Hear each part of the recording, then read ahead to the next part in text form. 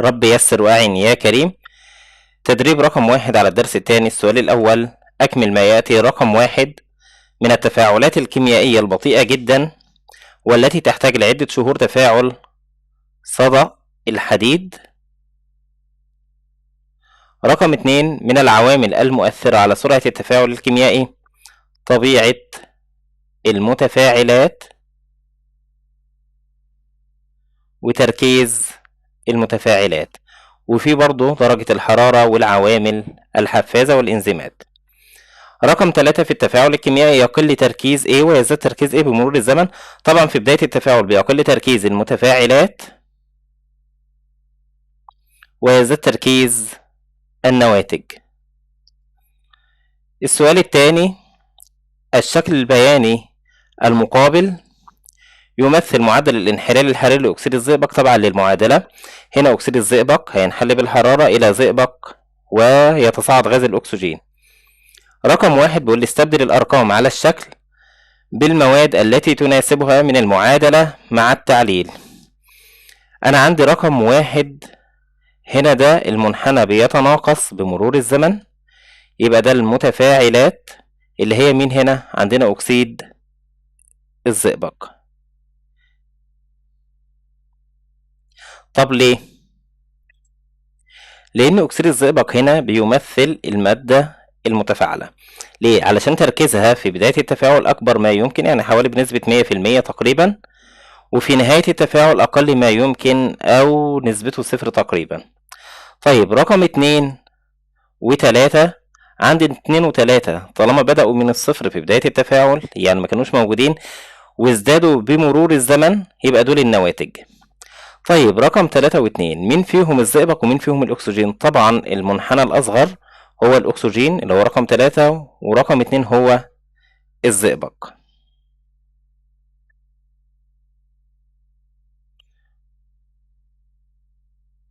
طب ليه؟ لأنها تمثل النواتج،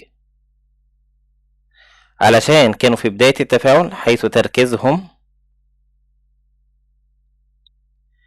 في بداية التفاعل 0. رقم 2 اذكر نسبة تركيز المادة 2 في نهاية التفاعل. أنا عندي 2 من النواتج فتركيزها بيكون أكبر ما يمكن. طب لكن أنا عندي هنا نوعين من النواتج، أكسجين وزئبق، لكن الأكسجين هو غاز بيتصاعد، فمين اللي هيتبقى؟ الزئبق، فهتبقى نسبته 100%. السؤال الثالث: وضح بمعادلة أيونية تفاعل محلول كلوريد الصوديوم مع محلول نترات الفضة. كلوريد الصوديوم Na موجب Cl سالب، دي كده الأيونات، زائد نترات الفضة Ag موجب NO3 سالب. هو هنا ده إحلال مزدوج، فالصوديوم هتتحد مع النترات والفضة مع الكلور، فهتبقى Na موجب مع NO3 سالب زائد AgCl، واحنا هنا ما كتبناش ايونات لانه ده مادة صلبة مترسبة. السؤال الرابع: في الشكلين الآتيين أي التفاعلين يكون معدل حدوثه أسرع مع التعليل؟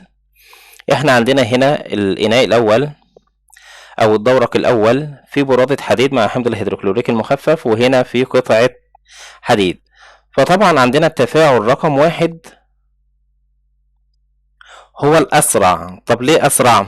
بسبب إن مساحة السطح في حالة الدرع الأول هنا برادة الحديد أكبر من مساحة السطح في حالة قطعة الحديد، وطبعا سرعة التفاعل بتزداد بزيادة مساحة السطح المعرض للتفاعل. السؤال الخامس: أيهما أسرع في التفاعل الكيميائي، المركبات الأيونية أم المركبات التساهمية مع التفسير؟ طبعا المركبات الأيونية. ليه؟ لأن المركبات الأيونية تتفكك، يبقى لأنها تتفكك كليا عند ذوبانها في الماء، فساعتها التفاعل هيكون بين الأيونات وبعضها، فيكون التفاعل بين الأيونات وبعضها. السؤال السادس: اشرح نشاطا توضح فيه أثر مساح السطح المتفاعلات على سرعة التفاعل الكيميائي مع كتابة معادلة التفاعل. احنا النشاط اللي هيوضح أثر مساح السطح المتفاعلات هو نفس السؤال الرابع، إن احنا لو جبنا دورقين فيهم حمض الهيدروكلوريك المخفف، الأول أضفنا له برادة حديد والتاني قطعة حديد. طيب، ونقارن بين سرعة التفاعل في الحالتين بمراقبة حركة السرنجتين. طبعا هيبقى في غاز متصاعد من الهيدروجين، ففي حالة برادة الحديد كمية الغاز المتصاعد هتبقى أكبر من حالة قطعة الحديد.